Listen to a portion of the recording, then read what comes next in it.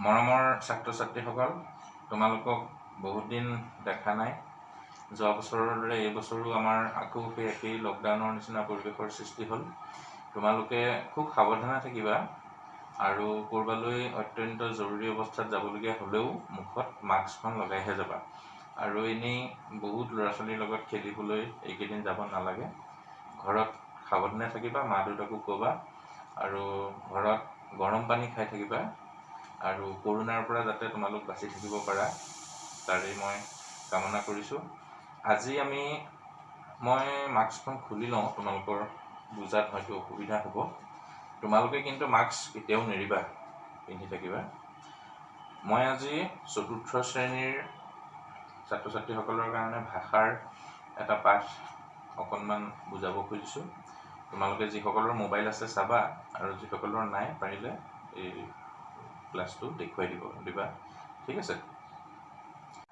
মই তোমালোকৰ ক্লাছ কৰাৰ আগত তোমালোকে নিশ্চয় গান শুনি ভাল পোৱা। মই এটা গান গাই দিওঁ, তোমালোকে গানটো শুনি লোৱা, ঠিক আছে? আৰু গানটো শুনাৰ শেষত তোমালোকে নিজে ভাবি চাবাচোন বাৰু গানটো কোনে গাইছিলে, কাৰ গান। তোমালোকে মনত ভাবিবা যে তাৰপিছত মই গানটো গাই শেষ হোৱাৰ পিছত তোমালোকে যিটো ভাবিছিলা সেইটো হয় নে নহয় বাৰু ক'বাচোন, ঠিক আছে? মই গানটো আৰম্ভ কৰিছোঁ হা। আজি মন্দিৰ দুৱাৰ খোলা, মন্দিৰ দুৱাৰ খোলা, আজি মন্দিৰ দুৱাৰ খোলা, মন্দিৰ দুৱাৰ খোলা, বহে মিলন উৎসৱ মেলা, বহে মিলন উৎসৱ মেলা, মন্দিৰ দুৱাৰ খোলা, আজি মন্দিৰ দুৱাৰ খোলা, মন্দিৰ দুৱাৰ খোলা। শুনো মংগল আৰতি গান, শুনো মংগল আৰতি গান, নাচি উঠে ভকতৰে প্ৰাণ, শুনো মংগল আৰতি গান, নাচি উঠে ভকতৰে প্ৰাণ, ও তোৰ হ'ল যে পূজাৰে বেলা, ও তোৰ হ'ল যে পূজাৰে বেলা, মন্দিৰ দুৱাৰ খোলা, মন্দিৰ দুৱাৰ খোলা, আজি মন্দিৰ দুৱাৰ খোলা, মন্দিৰ দুৱাৰ খোলা, আজি মন্দিৰ দুৱাৰ খোলা, মন্দিৰ দুৱাৰ খোলা।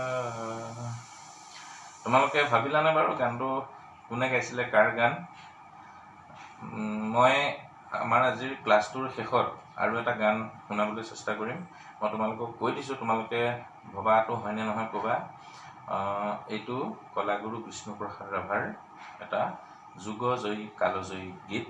তোমালোকক এইটো মই শিকাইছিলোঁ স্কুলত আগতে। কলাগুৰু বিষ্ণুপ্ৰসাদ ৰাভা, তোমালোকে নামটো নিশ্চয় শুনিছা, কাৰণ আমি প্ৰতি বছৰে 20 জুন তাৰিখে আমি বিষ্ণু ৰাভা দিৱস পালন কৰি আহিছোঁ, নহয় জানো বাৰু? আমি কিয় পালন কৰোঁ বিষ্ণু ৰাভা দিৱস 20 জুন তাৰিখটোত? আমি বিষ্ণু ৰাভাৰ ফটোখনত মালা পিন্ধাওঁ, চাকি জ্বলাওঁ, তেখেতে লিখি থৈ যোৱা গানবিলাক গাওঁ, তেখেতৰ বিষয়ে আমি কওঁ। 20 জুন তাৰিখটোত তেখেতৰ আচলতে মৃত্যু হৈছিলে। 1969 চনৰ 20 জুন তাৰিখটোত তেখেতৰ মৃত্যু হোৱাৰ কাৰণে আমি সেই দিনটো চিৰযুগমীয়া কৰি ৰাখিবৰ কাৰণে, কাৰণ বিষ্ণু ৰাভাই আমাৰ অসমবাসীৰ কাৰণে যিমানখিনি গীত, নাটক, যিমানখিনি দান দি গ'ল, সেইখিনিৰ কাৰণে আমি তেখেতক সদায় স্মৰণ কৰি থাকিব লাগে। সেইকাৰণে তেখেতৰ মৃত্যুৰ দিনটোত আমি সদায় স্কুলত, অসমৰ প্ৰত্যেকখন স্কুলতে, প্ৰত্যেকটো অনুষ্ঠান প্ৰতিষ্ঠানেই বিষ্ণুৰাভা দিৱসটো পালন কৰি আহিছোঁ। বিষ্ণুৰাভাৰ জন্ম হৈছিল 1909 চনৰ 31 জানুৱাৰী তাৰিখে। তেতিয়াৰ বাংলাদেশখন আমাৰ ভাৰতৰ ভিতৰৰে এখন আছিলে চহৰ, দেশ।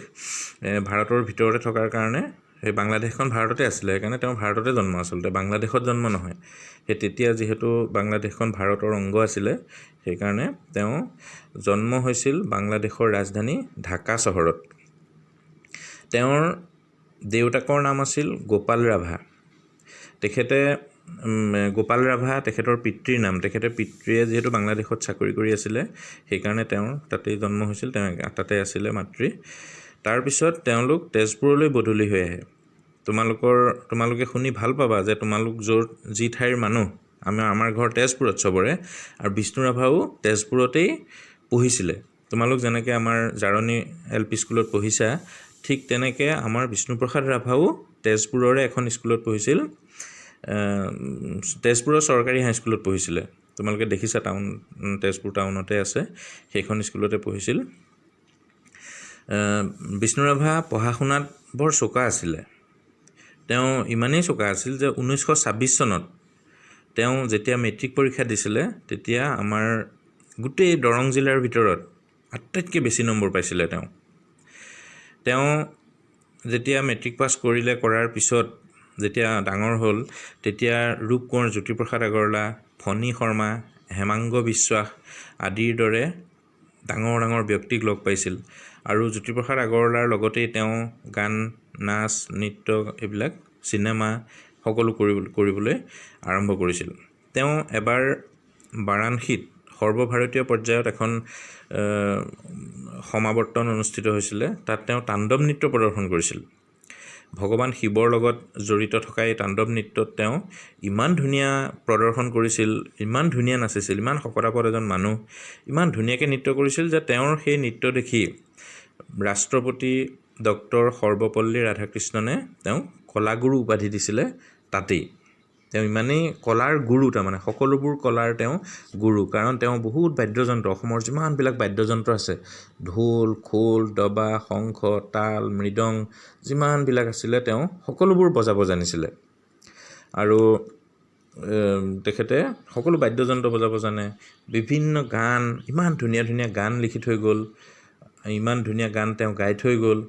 গোটেই অসমখনৰ কাৰণে তেওঁ বহুত কাম কৰি থৈ গ'ল। তেওঁ কোনো জাতি জনগোষ্ঠী বিচাৰ কৰা নাছিলে। তেওঁ বহুত ভাষা ক'ব পাৰে। অসমত যিমানবিলাক জনগোষ্ঠী আছে, মিচিং, বড়ো, ৰাভা, কছাৰী, আহোম, সকলো ভাষা তেওঁ ইমান স্পষ্টকৈ, ইমান শুৱলাকৈ ক'ব জানিছিল যে সেইকাৰণে কি কৰে, বিষ্ণুৰাভা যেতিয়া সেই গাঁওবিলাকলৈ যায়, বিষ্ণুৰাভাক বৰ মৰম কৰিছিল, কাৰণ তেওঁলোকৰ ভাষাবিলাক বিষ্ণুৰাভাই শিকি লৈছিল।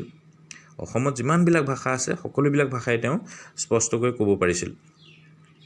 তেওঁ জীৱনৰ শেষৰ ফালে বিষ্ণুৰাভাক দেউতাকে 2500 বিঘা মাটি দি গৈছিলে, কিন্তু সেই বিষ্ণুৰাভাই কি কৰিলে, সেই গোটেই মাটিখিনি তেওঁ নিজৰ কাৰণেও আনকি ভালকৈ মাটি অকণ ৰখা নাই, সেই গোটেই মাটিখিনি আমাৰ তেজপুৰৰে দুখীয়া কৃষকসকলক সেই 2500 বিঘা মাটি ভাগ কৰি পেলাই দি থৈ গ'ল। এতিয়াও সেই মাটিত আমাৰ তেজপুৰৰ মানুহবিলাক বাস কৰি আছে। দুখীয়া কৃষকসকলক তেওঁ দান দি থৈ গৈছে। চোৱাচোন তেওঁ কিমান দুখীয়া মানুহৰ কাৰণে কিমান কৰিব পাৰে। সেইকাৰণে আমি বিষ্ণুৰাভাক সদায় আমাৰ কলাগুৰু বুলি আমি তেওঁক 20 জুন তাৰিখে তেখেতৰ মৃত্যুৰ দিনটোত আমি প্ৰত্যেক বছৰেই তেওঁক আমি শ্ৰদ্ধাঞ্জলি জনাই থাকোঁ। আৰু তেখেতৰ ফটো এখনকে লৈ আমি তেখেতৰ ফটোত ফুল, চাকি বন্তি দি পেলাই আমি সেই কলাগুৰু বিষ্ণুপ্ৰসাদ ৰাভাক আমি জীয়াই ৰাখিছোঁ আমাৰ মাজত। তোমালোকে বিষ্ণুৰাভাৰ গীতবিলাক ধুনীয়াকৈ শুনিবা। সেই গীতবিলাক আমি গালেহে তেখেতক সন্মান জনোৱা হ'ব। গতিকে কলাগুৰু বিষ্ণুপ্ৰসাদ ৰাভাই যিমানবিলাক গান লিখি থৈ গৈছে, গীত লিখি থৈ গৈছে, গাই গৈছে, সেই গানবিলাক তোমালোকে সকলোৱে শিকিবলৈ চেষ্টা কৰিবা। মই এটা গাই দিলোঁ, আৰু শেষত তোমালোকক আৰু এটা গান পাৰিলে শুনাই দিম। তোমালোকে আজিৰ পাঠটো মই আৰু বেছি নকৰোঁ, প্ৰশ্নখিনি পিছত দিম। আজি যিখিনি কথা ক'লোঁ সেই কথাখিনি তোমালোকে সদায় মনত ৰাখি থ'বা। তেতিয়াহে আমি আমাৰ নিজৰ জ্যোতিপ্ৰসাদ আগৰৱালা, বিষ্ণুপ্ৰসাদ ৰাভা, লাচিত বৰফুকন এইসকলৰ কথা যদি আমি নাজানো তেনেহ'লে কি জানিম, নহয় জানো? গতিকে আমি বিষ্ণু ৰাভাৰ বিষয়ে আজি এইকণ জানিলোঁ। মই ইয়াৰ পিছত কেতিয়াবা লাচিত বৰফুকনৰ বিষয়ে, কেতিয়াবা জ্যোতিপ্ৰসাদ আগৰৱালাৰ বিষয়ে, কেতিয়াবা ভূপেন হাজৰিকাৰ বিষয়ে মই অলপকৈ ক'ম। আজিলৈ বেছি নকওঁ, তোমালোকে যিখিনি ক'লোঁ সেই কথাখিনি খুব মন দি পেলাই শুনিবা দেই। তোমালোকৰ আজিৰ ক্লাছটো কৰি কেনেকুৱা লাগিল মোক ফোন কৰি জনাব পাৰিবা, বা আমাৰ এই হোৱাটছআপ গ্ৰুপতে দিব পাৰিবা। তোমালোকে যদি ভাল পাইছোঁ বুলি কোৱা তেতিয়াহ'লে মই আকৌ বিষ্ণু ৰাভাৰ বিষয়ে আৰু কথা ক'ব পাৰিম, বা আমাৰ ভাষাৰ অন্য পাঠবিলাক মই তোমালোকক এই লকডাউনৰ সময়ছোৱাতে দিবলৈ চেষ্টা কৰিম। তোমালোকক আকৌ কৈছোঁ যে তোমালোকে হাত দুখন বাৰে বাৰে ধুই থাকিবা চাবোনেৰে, আৰু বাহিৰলৈ দৰকাৰ হ'লেহে যাবা, অত্যন্ত জৰুৰী হ'লেহে যাবা, বা মা দেউতা আছে তোমালোক পৰাপক্ষত নাযাবা। এই 12-13 বছৰতকৈ কম বয়সৰ ল'ৰা ছোৱালীৰ কৰোণাই খুব সোনকালে আক্ৰমণ কৰে। ইপিনে তোমালোকৰ ককা নানা যি আছে, আইতা দাদী, এই বয়সৰ যিসকল আছে তেওঁলোককো কৰোণাই সোনকালে আক্ৰমণ কৰে। গতিকে এই বয়সৰ বা 15 বছৰৰ তলৰ, 40 বছৰৰ ওপৰৰ যিসকল আছে তেওঁলোকক খুব সাৱধানে থাকিব লাগে। তাৰ মাজৰ বয়সৰ ডেকা ল'ৰা ছোৱালীখিনিৰ কাৰণে ইমান সমস্যা নাই বাৰু, কিন্তু তোমালোক যিহেতু সৰু ল'ৰা ছোৱালী, তোমালোকে সেইকাৰণে বৰকৈ বেছি মানুহ থকা জেগালৈ নাযাবা। চোতালতে ঘূৰিবা, চোতালতে দুজন মিলি খেলিবা, ঘৰৰ ভিতৰতে খেলিবা, পঢ়ি থাকিবা। মোবাইলত আছে, মোবাইলত সাধু শুনিব পাৰিবা, টিভিও চাব পাৰিবা মাজে মাজে। আৰু এইকেইদিন যিহেতু আমাৰ একো কাম নাই, সেইকাৰণে খুব পঢ়ি থাকিবা এইকেইদিন, ঠিক আছে? মই আকৌ লগ পাম, তোমালোকক পুনৰ ধন্যবাদ জনাইছোঁ।